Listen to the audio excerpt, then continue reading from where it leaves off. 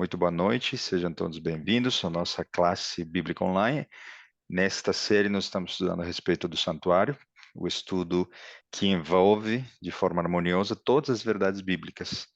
No estudo de hoje, nós veremos 3 símbolos, conforme o título que está aqui: rocha, escada e serpente. O que esses símbolos que aparecem no Antigo Testamento, relacionados à história do povo de Israel, dizem respeito ao protagonista central da Bíblia, né, da história da humanidade, Jesus, nosso querido Salvador, e como esses símbolos estão conectados com lições que Deus queria transmitir não só ao povo de Israel, e sim a todos nós, né, é, relacionadas com o santuário.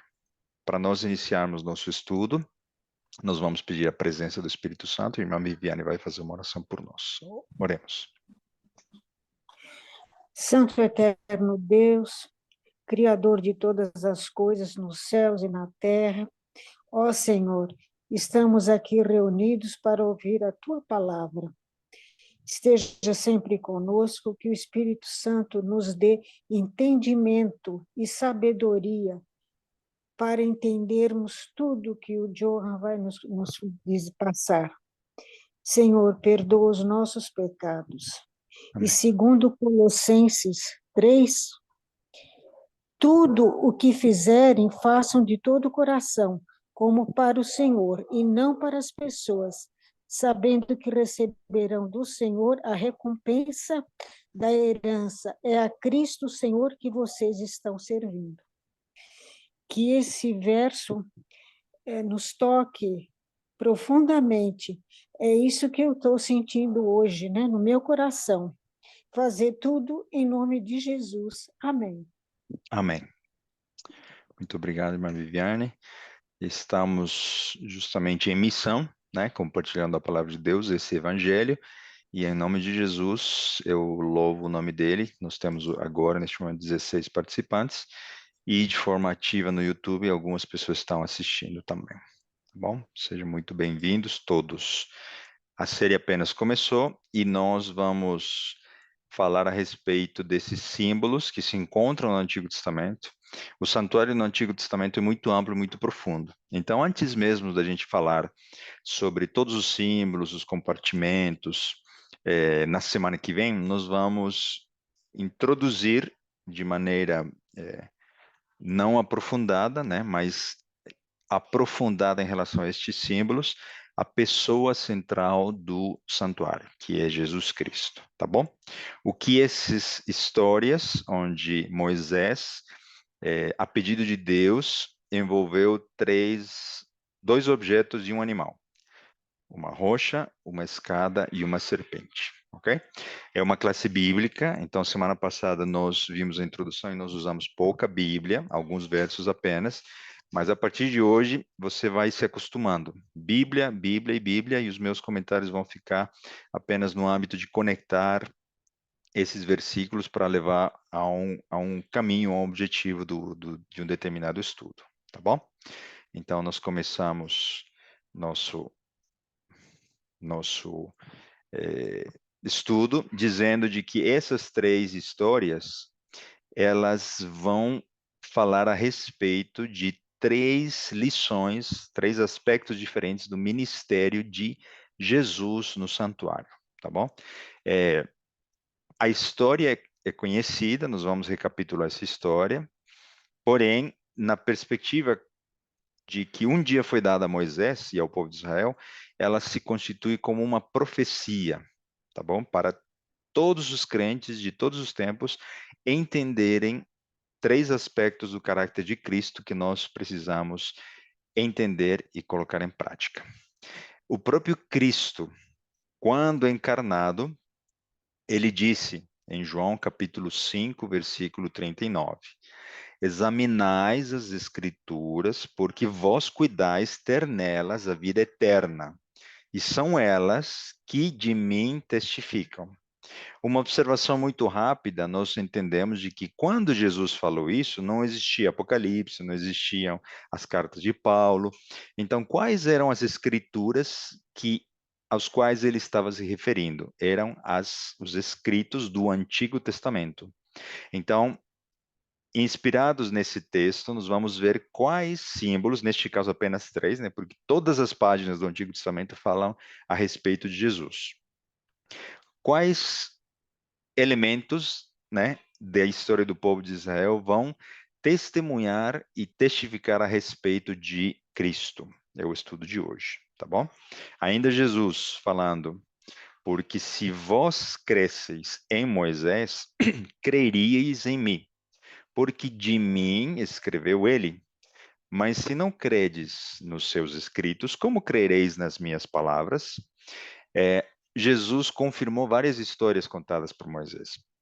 O próprio Cristo é o antítipo daquele que Moisés seria o tipo, né? Ambos se prepararam, um por 40 anos, outro por 40 dias.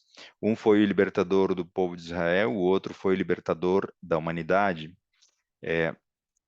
Um foi quase morto por um mandato de um monarca pagão, né, o faraó, e outro foi salvo de um decreto de morte, Herodes, matando crianças menores de 2 anos.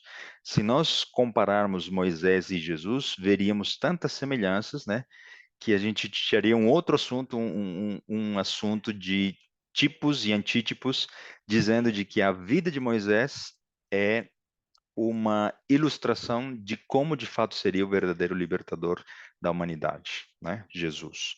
Então, vamos examinar alguns detalhes da história de Israel para ver que Moisés já deu testemunho a respeito de Jesus. E essas palavras estão sendo ditas para os judeus, né? Porque eles acreditavam no Pentateuco, no Antigo Testamento, e o chamado de Cristo sempre foi para o seu povo, mas aqueles não o receberam, e para nós, gentios, né, que fomos enxertados na árvore espiritual de Abraão. Ok? Lucas 24, 25, Jesus, ainda falando com seus discípulos, disse, né?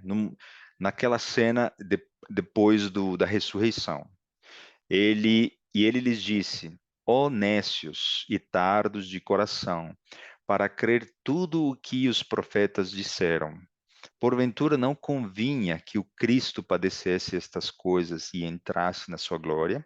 Perceberam que os profetas falavam a respeito do Messias, né? As Escrituras, o Antigo Testamento, falariam a respeito do Messias.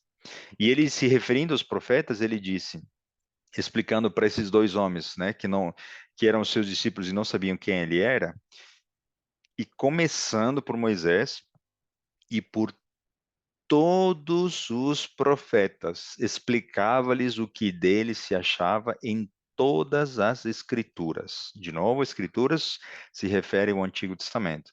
Eu queria ter estado com esses dois homens para poder entender em profundidade o que de todos os profetas se referia ao Messias. E louvamos a Deus porque hoje, aos poucos, vamos através dessas histórias desses homens, descobrindo mais e mais elementos que sinalizam e sempre sinalizaram a vinda do nosso Salvador Jesus, ok?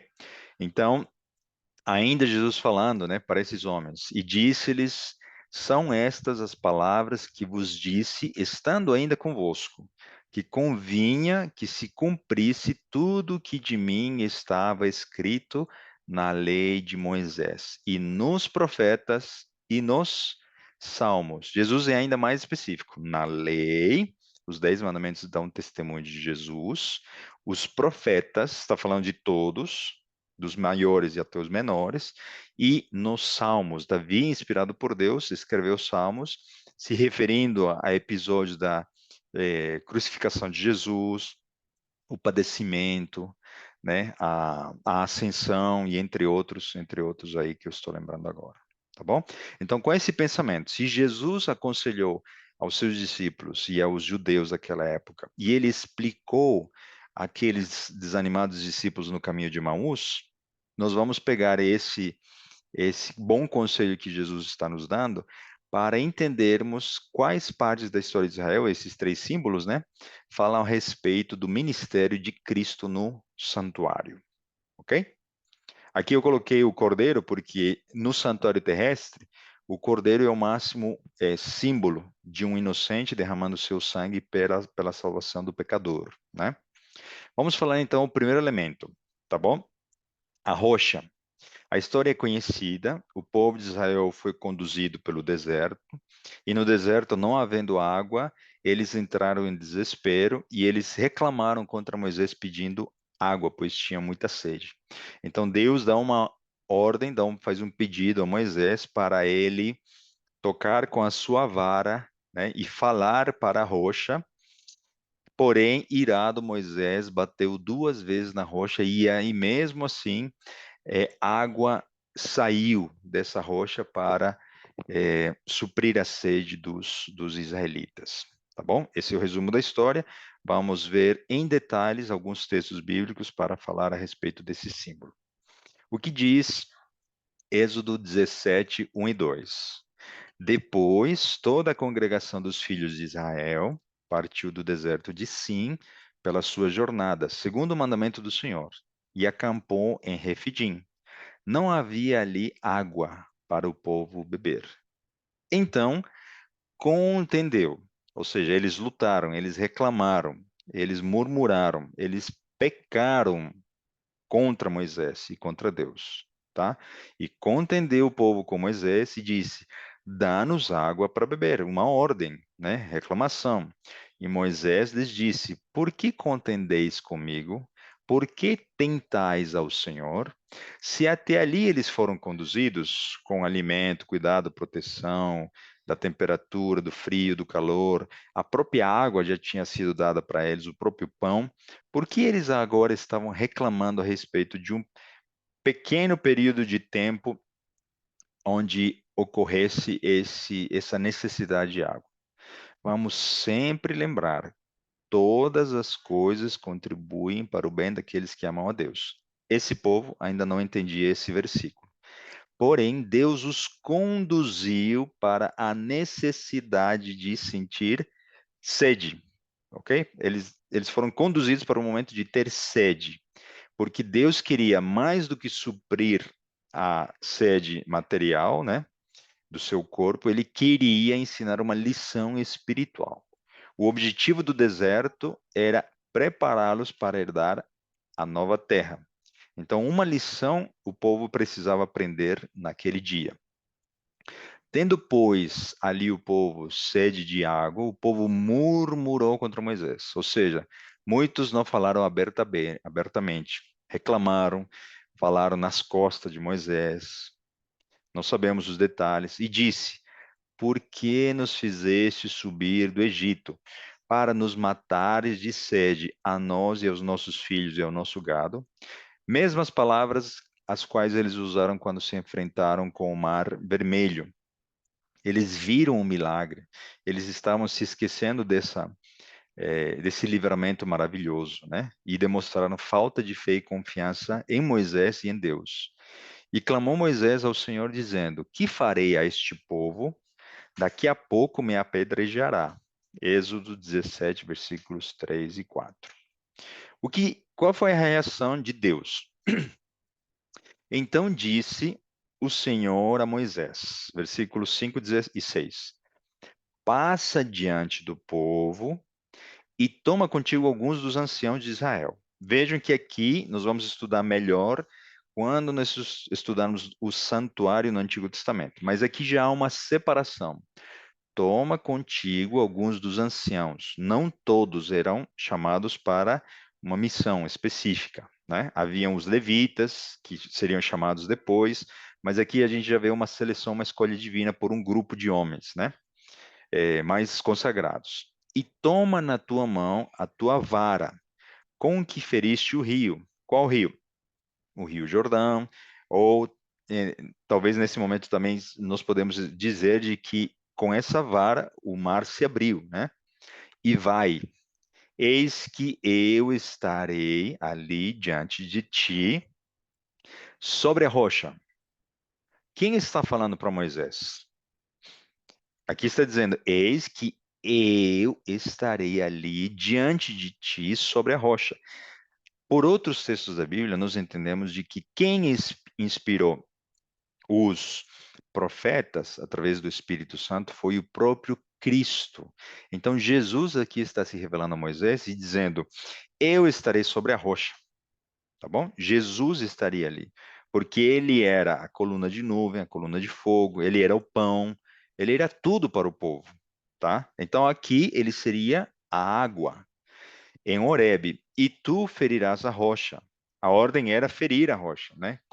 Encostar. E dela sairão águas, e o povo beberá. E Moisés assim o fez diante dos olhos dos anciãos de Israel. Haviam testemunhas, tá bom? Então a pergunta é: qual é a relação desta história com o santuário? O que representa a rocha? Nós aqui já vimos os elementos, né, que identificam essa rocha como sendo Jesus. O que representa a água? Se a rocha é Jesus, o que de Jesus provém dele e vai para o povo, né, para o seu povo, para o povo de Israel no passado e para nós hoje? E o que representa a vara? Tá bom? Vamos tentar responder essas perguntas aqui, tá? 1 Coríntios, capítulo 10, versículos 1 a 4, nós vamos usar esse verso mais adiante, mas vejam o que Paulo diz, inspirado por Deus. Ora, irmãos, não quero que ignoreis que nossos pais estiveram todos debaixo da nuvem. Qual nuvem? A nuvem a coluna de nuvem, né? E todos passaram pelo mar, e todos foram batizados em Moisés, na nuvem e no mar. E todos comeram de uma mesma comida espiritual, se referindo ao maná. Agora vejam esse detalhe. E todos eles, né, beberam de uma mesma bebida espiritual, porque bebiam da pedra espiritual que os seguia, e a pedra era Cristo. Então, Paulo está só comentando o que o próprio Êxodo já diz, né? Jesus afirmou ser a rocha, porque ele estaria sobre a rocha ali, ok?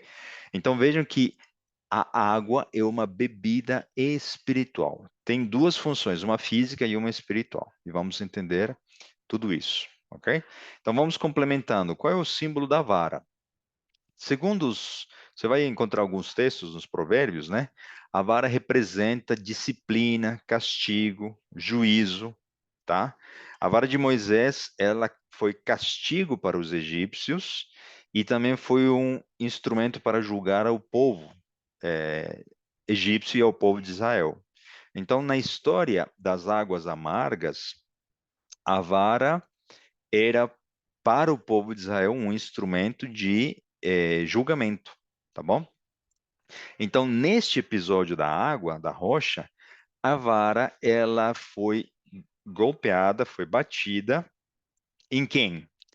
Num inocente. Quem merecia ter recebido esse golpe, né? Essa batida, era o povo, mas a ordem era que a vara deveria bater na rocha, mas apenas uma vez.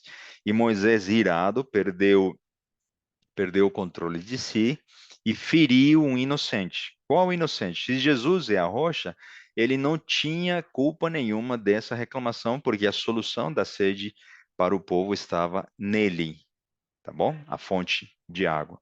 Então a vara aqui representa, só para recapitular, né? Disciplina, juízo e castigo. Vamos adiante na história.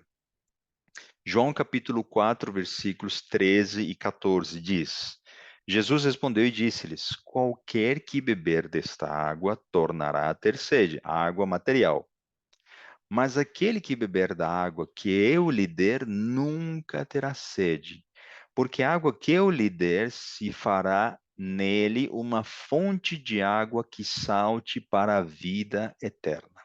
Lembrem-se que eu tinha comentado com vocês, o propósito de Deus é sempre superior, vai além daquilo que os nossos olhos veem e enxergam.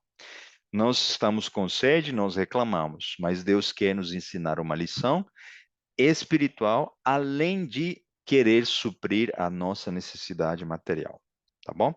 Então, uma bênção seria dada, uma bênção espiritual a todos aqueles que pedirem e reclamarem água de Cristo, a fonte de água, tá bom?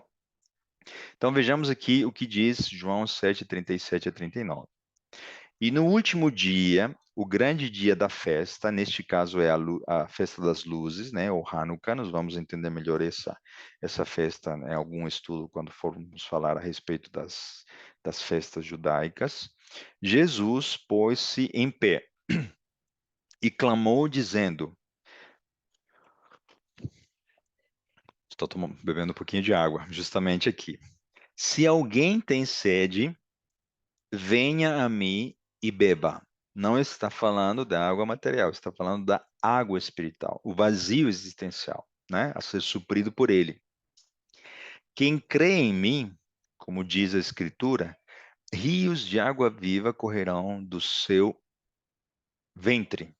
E isto disse ele do Espírito que haviam de receber os que nele crescem, porque o Espírito Santo ainda não fora dado, por ainda Jesus não ter sido glorificado. Qual é a explicação de Jesus? Johan, tudo bem, você está falando que a água não é água material, não é a água H2O. O que é então a água? Se é um símbolo espiritual, o próprio Jesus está nos dizendo: quem tem sede, venha a mim e beba. Quem vai até Jesus receberá o quê? O Espírito Santo, porque quando Jesus foi ressuscitado, ascendeu aos céus, ele então, ainda em terra, prometeu um consolador para todos aqueles que seriam os seus discípulos. Então, o Espírito Santo representa a água que seria dada por Cristo. Não tem como receber o Espírito Santo se nós não acreditarmos em Jesus e não pedirmos a Ele, né? Ao Pai no nome dele. Por isso que Jesus disse: pedir tudo em meu nome, tá bom? Então, vejam que, voltando à história do passado, né? Se Cristo é a rocha e é dele que que saiu a água, né? O Espírito Santo, nós entendemos que Deus queria dar a lição de dependência daquele que provia pão, água, cobertura, né, abrigo, etc. Então nós já vamos também antecipar de que o Espírito Santo seria derramado na festa, né, do Pentecostes, muito tempo depois, quando Jesus é, ascendeu ao céu e enviou seu Santo Espírito em maneira, né, e com figuras de chamas de fogo, tá bom? Então Jesus é a rocha e dele emana, porque a Bíblia diz de que ele soprou o seu Espírito, né, para os seus discípulos e a água representa o Espírito Santo, tá bom? Então, a maneira de recapitulação, já tentando dar um desfecho nesse primeiro símbolo, né? Cristo é a rocha. A água é o Espírito Santo que Jesus envia após a sua morte. E a vara representa um castigo, uma disciplina e um juízo. Tá bom? Então, daqui a pouco nós vamos conectar isso com o santuário também. Vamos adiante. Ainda explorando mais detalhes dessa história. Isaías 53, 4 e 5, né? Diz: verdadeiramente, ele quem? Jesus. Ele tomou sobre si as nossas enfermidades e as nossas dores levou sobre si. E nós o reputávamos por aflito, ferido. Não é coincidência que aqui está escrito, né? Quantas vezes a rocha foi ferida? Foi ferida 2 vezes. Em outras traduções aparece açoitado de Deus, ferido de Deus e oprimido. Mas ele foi ferido por causa das nossas transgressões, por causa da murmuração do povo de Israel, do pecado deles, né, da contenda com Moisés e contra Deus. A rocha foi ferida 2 vezes, de maneira injusta, e moído por causa das nossas iniquidades. O castigo que nos traz a paz estava sobre ele, e pelas suas pisaduras fomos sarados. Então vejam aqui como nessa história, né, a gente vê lampejos do que seria o sacrifício de Cristo. E posteriormente, nós poderíamos até estudar, né, em outro momento, nós vemos como todos os profetas, os patriarcas, as histórias principais do Antigo Testamento, elas dão lições, né, iluminam as características do Messias. Abraão tem muita semelhança com Cristo, Isaac, o luto que Abraão viveu, né? Quando nós, quando nós examinamos rapidamente essa história, qual é a história que mais ilustra o sacrifício de Cristo na cruz do Calvário? Nós vamos chegar à história de Abraão e Isaac, né? Deus, o Pai, é representado por Abraão. Isaac, seu único filho, embora Abraão tivesse Ismael, Isaac era o unigênito, era o único. Então o pai enviou seu único filho para morrer por nós. Vejam as semelhanças, né? Quando você vai para Gênesis, você vai ver de que o tempo da viagem da tenda de Abraão e Isaac até o momento do sacrifício durou 2 noites, e na contagem hebraica, né, durou 3 dias, né, 2 noites e 3 dias. Abraão esteve de luto. Por quê? Porque ele sabia que seu filho morreria pelas suas próprias mãos, porque Abraão estava disposto a matar seu filho, né? Nós vemos quem levou a lenha para o sacrifício foi o próprio filho. Cristo levou a sua própria cruz para morrer por nós, né? Quem entregou sua vida foi Isaac, né? Jesus veio para cumprir a sua promessa para nos salvar. Porém, o Pai também fez uma entrega, né? Abraão estava entregando seu filho em sacrifício, assim como o Pai entregou seu único filho para morrer por nós.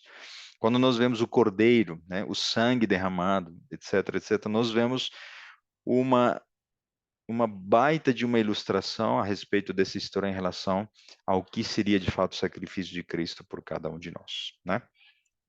Ainda nessa questão do ferimento, né, do açoite que Jesus recebeu. Aquele que não conheceu o pecado, o fez pecado por nós. Quem o fez? Quem o tornou pecado?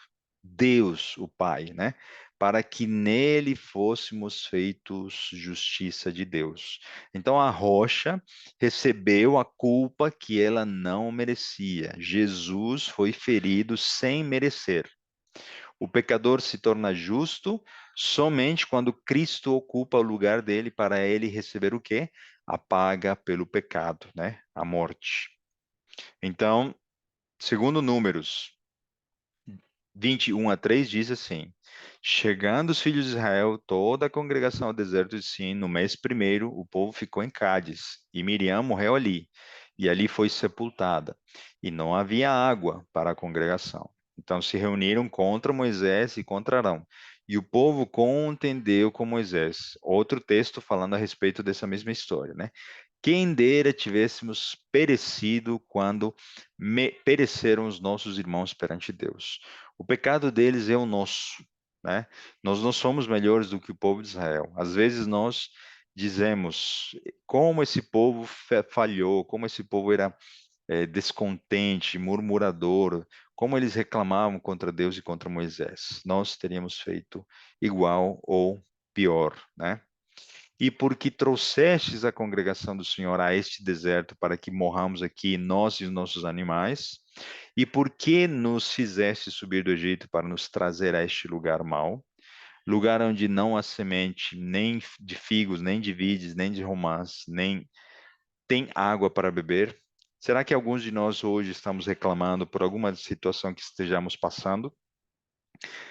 Nós estamos hoje no deserto e Deus, muito mais do que prover-nos o nosso sustento material, Ele quer nos ensinar lições espirituais para cada um de nós, para que nós estejamos preparados para herdar a terra da promessa, o céu, né? A nova Jerusalém, a Canaã celestial. Esse é o objetivo de Deus. Então, por isso, nós precisamos entender quais são as lições que esse povo precisava aprender naquele tempo.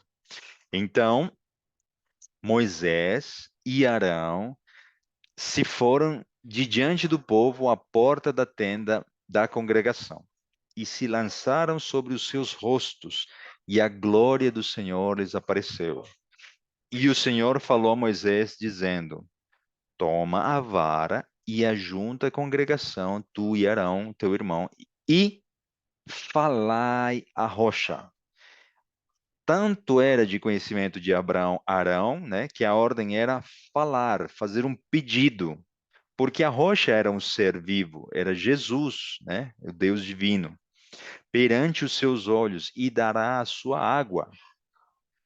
Assim lhes tirarás a água da rocha e darás a beber à congregação e os seus animais.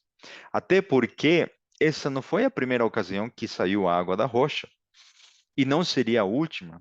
Essa rocha, ela era móvel, ela ia junto com a coluna de nuvem, junto com a coluna de fogo. Então, o povo não estava isento de saber de que a rocha era Jesus, tá bom? Vejam o desfecho da história, né? E então Moisés tomou a vara de diante do Senhor, como lhe tinha ordenado. E Moisés e Arão reuniram a congregação diante da rocha. E Moisés disse-lhes: Ouvi agora, rebeldes, porventura tiraremos água desta rocha para vós? Então Moisés levantou a sua mão e feriu a rocha 2 vezes. Ele pecou 2 vezes. Ele pecou porque ele era ciente de que aquela rocha não era um objeto. Ele era o próprio Cristo, o Filho de Deus. Ele pecou porque ele feriu, ele ficou bravo com um inocente, com a sua vara, e saiu então muita água, e bebeu a congregação e os seus animais, né? Nem também para si mesmo se oferecer muitas vezes. Agora está falando de Cristo aqui. Paulo falando no livro de Hebreus. Como o sumo sacerdote, cada ano entra no santuário com sangue alheio. Lembra que a gente falou no estudo passado que existe um santuário celestial? De outra maneira, necessário lhe fora padecer muitas vezes desde a fundação do mundo. Mas agora, na consumação dos séculos, uma vez se manifestou para aniquilar o pecado, pelo seu sacrifício. E como os homens está ordenado morrerem uma vez, vindo depois disso o juízo, assim também Cristo, oferecendo-se uma vez para tirar os pecados de muitos, aparecerá uma segunda vez, sem pecado aos que o esperam pela salvação. Então vejam que Jesus, ele se manifestou uma única vez. A ênfase desse texto é para dizer de que Cristo se ofereceu por nós uma única vez para salvar-nos dos nossos pecados, tá? Então, reforçando ainda essa questão, mas vindo Cristo, o sumo sacerdote dos bens futuros, por um maior e mais perfeito tabernáculo, o verdadeiro, né, o celestial, não feito por mãos, isto é, não desta criação, nem por sangue de bodes e bezerros, mas por seu próprio sangue, entrou uma única vez no santuário, havendo efetuado uma eterna redenção. Você sabia que para todas as verdades o inimigo tem uma contrafação? Jesus veio morrer uma única vez.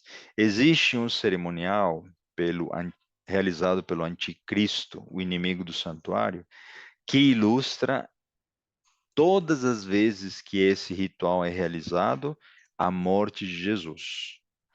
Não é uma morte literal, mas é uma transubstanciação da morte usando o corpo de Cristo num ritual pagão que chegou até os nossos dias e é praticado, né, com o nome de missa. Na missa se oferece o pão, o corpo de Cristo, a hóstia, como se ele morresse todas as vezes que o sacerdote, o padre, invoca a liturgia da hóstia na missa, tá bom? Então, cada verdade que se encontra na Bíblia, o inimigo tem uma contrafação. E por que o inimigo desejaria fazer isso com Cristo? Porque para ele, o engano levando para os homens, né? Jesus é derrotado na cruz. E se ele é morto diversas e diversas vezes, né? Toda vez que ele é invocado através da hóstia, ele é humilhado, ele é derrotado, ele se encontra na cruz, a verdade da ressurreição dele fica apagada, tá bom? Apenas como um parênteses aqui. Então, fechando a questão da rocha, né? Moisés mostrou ao povo que Cristo devia morrer mais de uma vez. Quando ele bateu, feriu. Seu pecado foi maior, pois ele não falou, ele bateu em Cristo, né? E aí como eu disse, né, a liturgia que continuamente fala a respeito da morte contínua de Cristo, é proposta através da tradição humana pelo anticristo, o inimigo do santuário. Mas o mais importante para nós, né, crentes na salvação de Cristo Jesus, nós podemos pedir da rocha a água que representa o Espírito Santo. Ele não precisa morrer mais de uma vez. Precisamos pedir, orar e clamar para recebê-lo. Ok?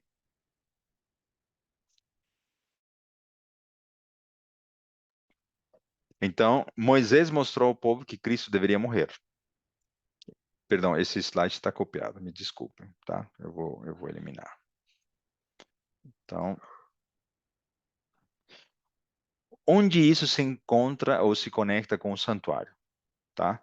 O santuário, ele vai mostrar e dizer de que um cordeiro era morto todos os dias. Tudo bem, até ali a gente vê o sacrifício de Cristo sendo ilustrado. Mas o verdadeiro cordeiro, que é Jesus quando ele veio a essa terra se encarnando, ele morreu uma única vez na cruz do Calvário, para todo sempre resolver o problema do pecado. Tá bom? E como ele ascendeu uma única vez, né, após uma única ressurreição, né, Jesus, ele enviou um consolador para suprir a nossa necessidade espiritual e a ausência de Cristo. Porque todos os que receberam o Espírito Santo, eles falariam em nome de Cristo, pelo poder de Cristo, fazendo milagres em nome de Cristo, né? Então, para recebermos o Espírito Santo, ele não precisa morrer mais de uma vez. Nós apenas precisamos pedir, orar e clamar para recebê-lo. Tá bom? E agora sim, nós vamos conectar esse episódio. Jesus foi ferido, né? A rocha foi ferida e a rocha representa a Cristo. E no átrio se encontra o altar do sacrifício que representa a morte do Cordeiro. E em última instância, né, isso é um tipo daquele que seria o antítipo, que seria Jesus morrendo na cruz do Calvário. Então a rocha é um símbolo daquilo que posteriormente Deus pediria para Moisés para construir dois móveis no átrio, tá bom? Então o primeiro elemento desta noite que nós estudamos, os outros vão ser um pouco mais rápido, o nosso tempo está avançando, né? Nós vamos entender de que cada um deles fala a respeito de um compartimento do santuário celestial, tá bom? Do santuário. Então, nós abandonamos o pecado, aceitamos o sacrifício de Cristo e entendemos de que ele foi ferido por nós, em nosso lugar. Tá bom?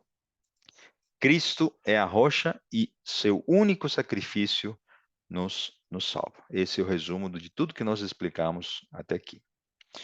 Vamos para o próximo simbolismo. O próximo é a escada. Creio que vocês conhecem o episódio onde aparece esse símbolo, né? Jacó e Esaú, eles eram dois irmãos, filhos de Isaac. Esaú rejeitou e menosprezou a primogenitura. A primogenitura era uma bênção, né? Definia o líder do clã, né? O patriarcado. A herança maior era do primogênito. Ele seria daquele que viria o Messias. Jacó sabia, profeticamente falando, né, que ele deveria receber a primogenitura. E ele, ansioso, né, querendo ajudar a Deus, ele enganou seu pai e o seu irmão para poder receber a bênção, né, de Isaac. Quais foram os pecados envolvidos nesse engano? A mentira, Jacó desonrou Isaac, desonrou a Deus, ele roubou algo que não lhe pertencia, né? E depois Jacó, envergonhado, fugiu e nunca mais viu a sua mãe. Percebam que, assim como o povo de Israel na história da rocha, Jacó também foi envolvido em pecados que ele era culpado, tá bom? E então nós vemos aqui uma história que vai trazer esperança, perdão e consolo e conforto para Jacó. Qual é esse episódio? Quando ele estava no deserto, né, para passar uma noite. E chegou a um lugar, Jacó fugindo, né, a um lugar onde passou a noite, porque já o sol era posto. e tomou uma das pedras naquele lugar, e pôs por seu travesseiro, e deitou-se naquele lugar. E sonhou. Quem enviou esse sonho? Foi Deus, né? E eis uma escada.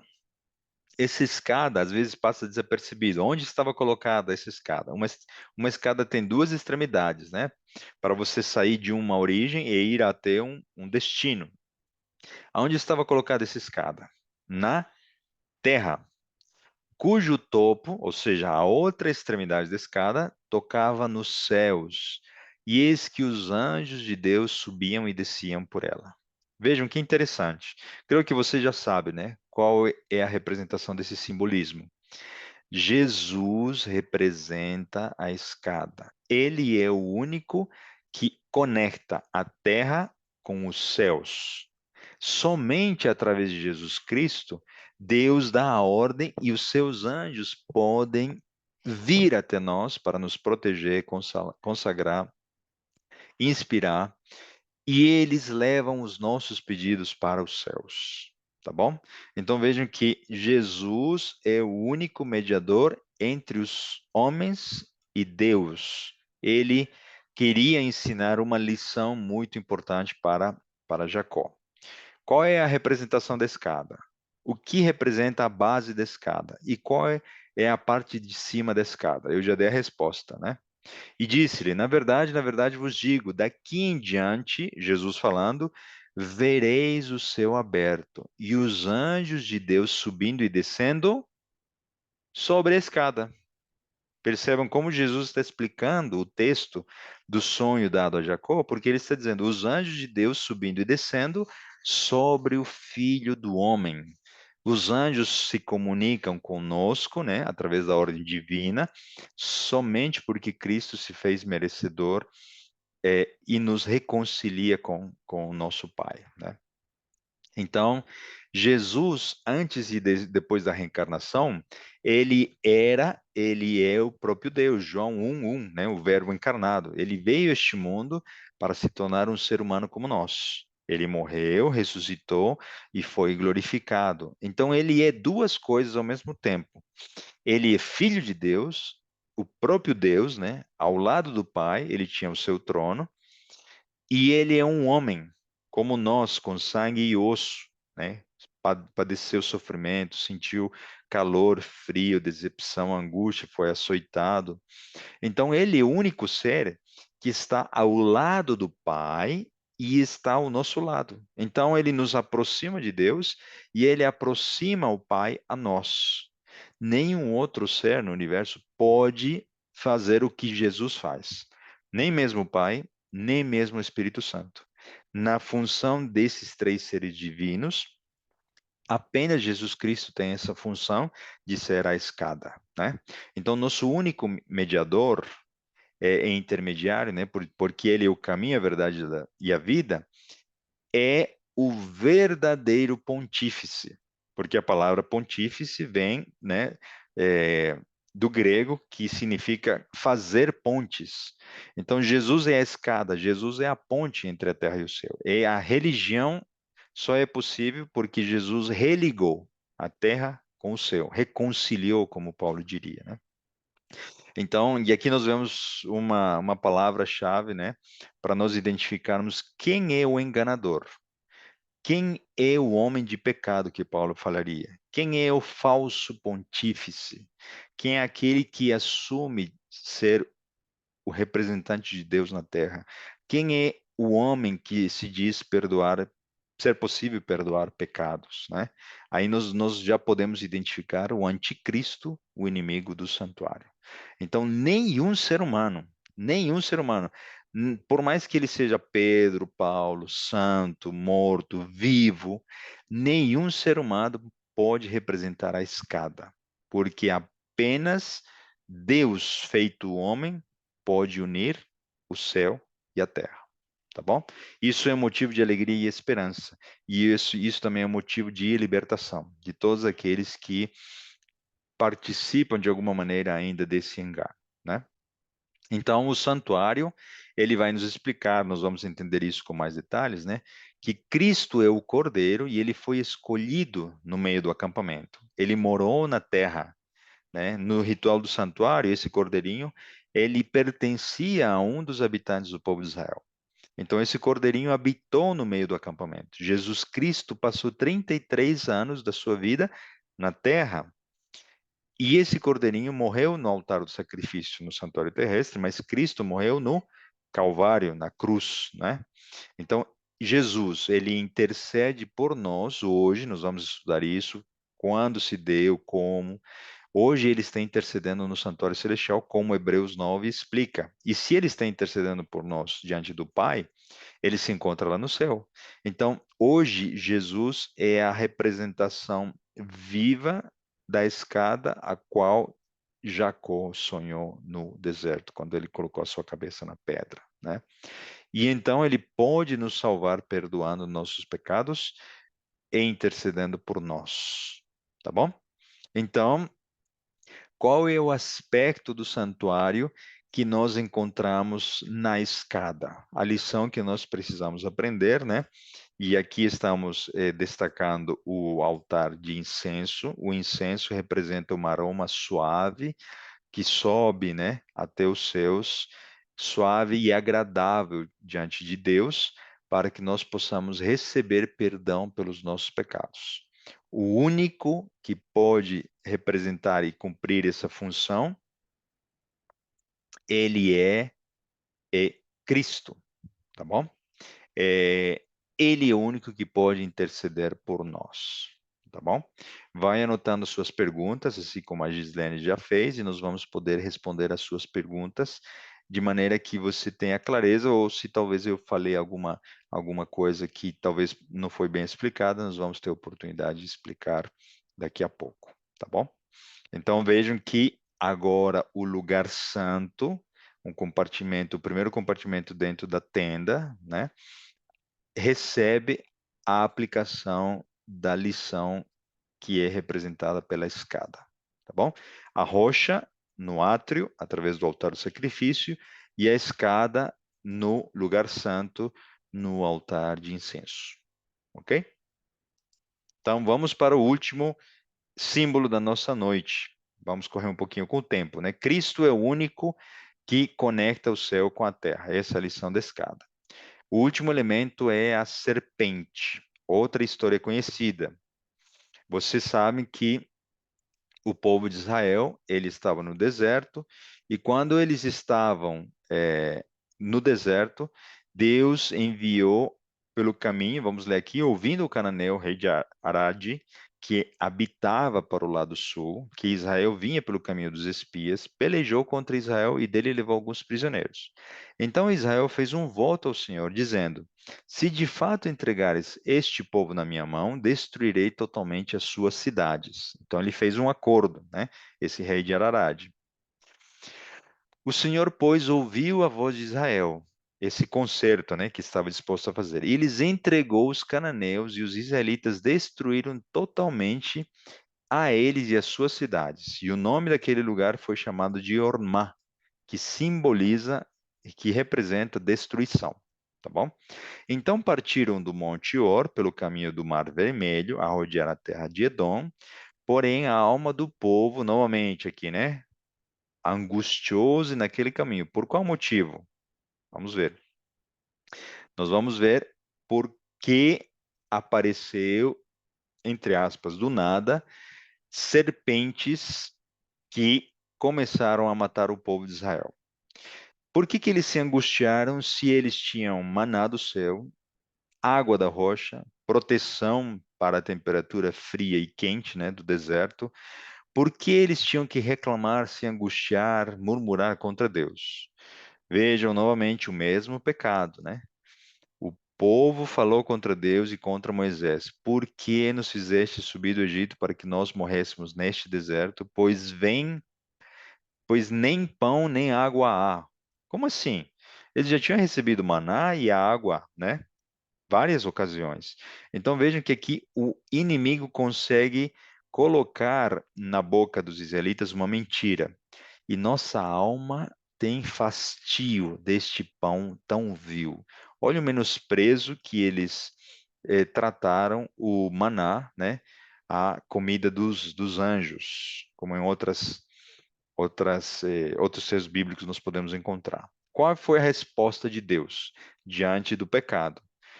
Vejam que Deus tem uma questão da disciplina, o castigo, um juízo e uma lição para ele ensinar ao seu povo. Então o Senhor mandou entre o povo serpentes ardentes, ou outras versões diriam, né, serpentes venenosas, que picaram o povo e morreu muita gente em Israel. Qual é a representação da serpente? O que essa lição, o que esse simbolismo tem a ver? O que representa o veneno? E o que representa a serpente de bronze que Deus mandou a Moisés esculpir? Ok? A serpente, como Apocalipse 12 diria, representa o diabo Satanás, tá bom? A serpente antiga. Então, os seus anjos também são serpentes que nos levam a cometer pecado, porque não apareceu uma única serpente, apareceram várias serpentes. Isso representa os anjos do mal que estão ao nosso redor nos tentando nos levar ao pecado, ao desânimo, etc, né? Então, as serpentes representam o engano, as tentações que são colocadas por Satanás e pelos seus anjos, tá bom? O que representa o veneno? O veneno é a maior invenção de Satanás, o pecado, aquilo que nos leva à morte, a morte interna e finalmente a morte do nosso ser, né, completamente. E os seus anjos se especializam nos seus pecados. As serpentes, né, levam esse pecado até nós. Vejam o que o texto diz. Por isso, o povo veio a Moisés e disse: havemos pecado, porquanto temos falado contra o Senhor e contra ti. Reconheceram a lição, né? Desculpa, reconheceram o pecado deles. Ora ao Senhor que tire de nós estas serpentes. Então Moisés orou pelo povo. E o que Deus pediu para ele? Então Deus não retirou as serpentes. Percebam. Deus retira de nós, nos blinda da presença dos anjos maus e do inimigo? Não. Deus não impede que as tentações cheguem até nós. Deus não nos blinda diante do veneno. Deus não livrou o povo de Israel da presença das serpentes. Qual foi a solução que Deus proveu? A solução foi neutralizar o veneno dentro do corpo do povo de Israel e dentro do nosso corpo. Deus nos concede poder, um milagre, para que lidemos com o veneno do pecado em nós. Então, Deus nos dá a sua graça e, através da fé, nós podemos vencer as tentações e o pecado não terá poder e não terá efeito em nós. Vejam essas lições tão poderosas a respeito desse simbolismo, né, dessa história. E disse o Senhor a Moisés: então, faze-te uma serpente ardente e põe-na sobre uma haste, e será e viverá todo que, tendo sido picado, olhar para ela. Vejam a lição, né? A fé, a confiança. No outro texto nós vimos, né, que o Pai fez Cristo pecado, como Paulo diria, ele era sem pecado, mas o tornou, né, e o tornou em forma de pecado, para que ele pudesse ser o nosso Salvador.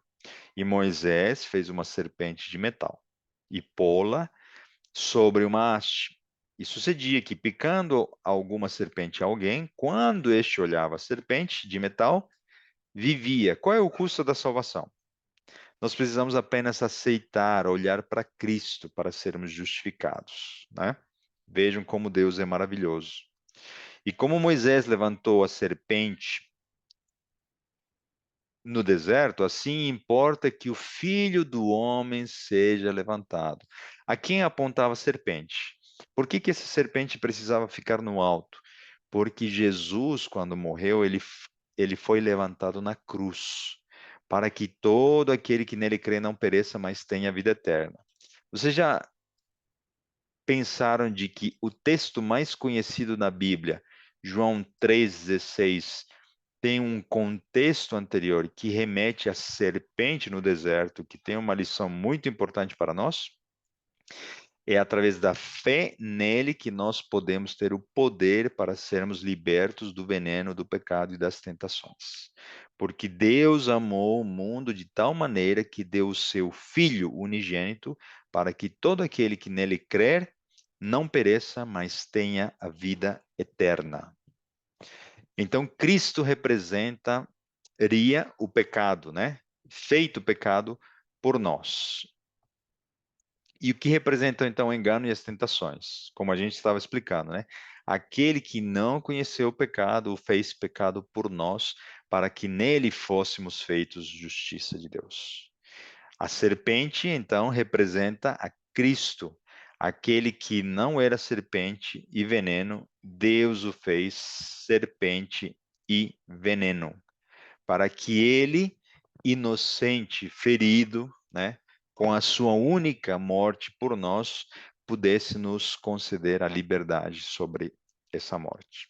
De maneira que a cruz, ela configura uma estaca, né, que foi cravada na cabeça da serpente, causadora do verdadeiro veneno do pecado, né?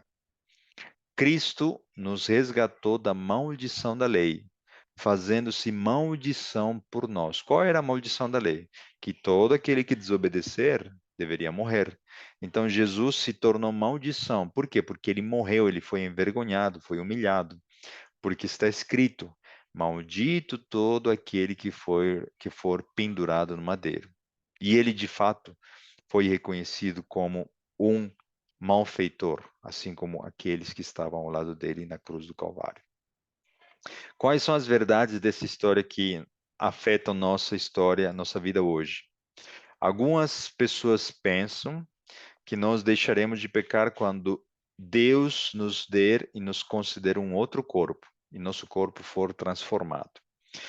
A palavra de Deus não afirma isso. Inclusive, apenas esta história afirma de que estaremos diante da presença dos anjos do mal, diante da presença do inimigo de forma espiritual, mas nós teremos a solução contra o veneno do pecado. O pecado deverá ser vencido por cada um de nós, porque a graça é maior e o amor de Cristo é superior a qualquer pecado que nós tenhamos cometido ou venhamos a cometer. Se nós buscarmos em Jesus, nosso advogado, perdão pelos nossos pecados. Então, nós, mesmo que ainda com a natureza pecaminosa, nós precisamos desenvolver, através da liturgia do santuário, poder, né, pelas lições que vamos começar a aprender dessas verdades do santuário, vamos desenvolver uma transformação diária do nosso caráter para que, mesmo em circunstâncias desfavoráveis, nós possamos ser vencedores em Cristo Jesus. Para que quando um dia, depois de vencermos um período, né, de angústia, as pragas foram derramadas, etc. E só quando Jesus voltar, nós recebamos uma natureza nova e transformada. Mas essa natureza transformada e nova não nos tornará mais ou menos aptos para guardar a lei de Deus. Essa mudança deverá ter ocorrido no nosso santuário, né, particular e individual, antes de Cristo voltar. Até porque só será possível realizar isso pela ação do Espírito Santo, que é a água, né, representação da história da rocha, pois é o Espírito Santo que transforma o nosso coração.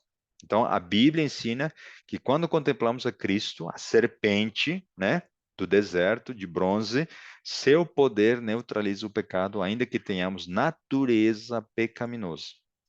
Cristo é a única fonte de poder, aquele que nos purifica, nos limpa e nos dá a vitória contra o pecado.